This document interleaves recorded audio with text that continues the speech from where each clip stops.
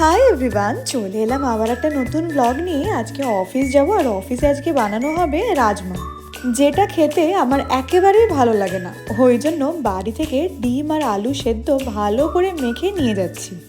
এখন চলছে শ্রাবণ মাস, আর এই শ্রাবণ মাসে 1 মাস ধরেই এখানে ভেজ খাবার দেওয়া হবে। এমনিতেই তো রোজ ভেজ খাই, তাও ফ্রাইডে করে 2টো ডিম পেতাম অ্যাটলিস্ট। এখন সেইটাও বন্ধ। তো বাড়ি থেকে নিয়ে গেছিলাম, আরাম করে খেয়েছি। অফিসের কাজ করে এবার ফ্ল্যাটে উঠবো, অনেক সবজি বাজার করে যাচ্ছি। আর ডিনারের জন্য আজকে আনিয়েছিলাম চিকেন ফ্রাইড রাইস। এরপর শুরু হলো আমার 2 দিন ছুটি।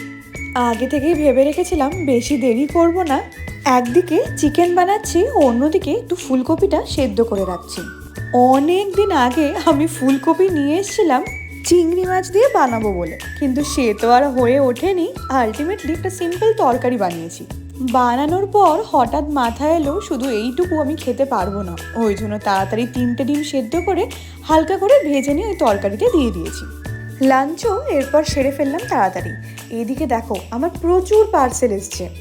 আজকে যে চুড়িদারটা পরেছি সেটাও কিন্তু আমার মিন্ত্রা থেকে আনা। যাচ্ছি আজকে গান প্র্যাকটিস করতে, সাথে আবার একটু চিকেনও নিয়ে যাচ্ছি।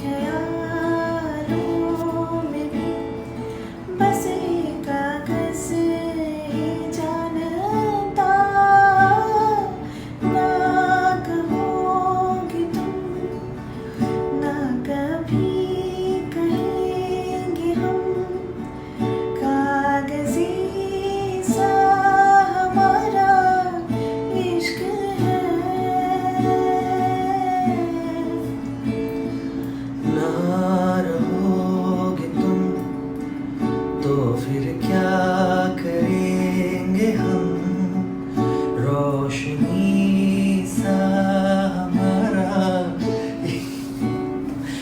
फिर से তোমাদের সাথে একটা ফানি মোমেন্ট শেয়ার করলাম।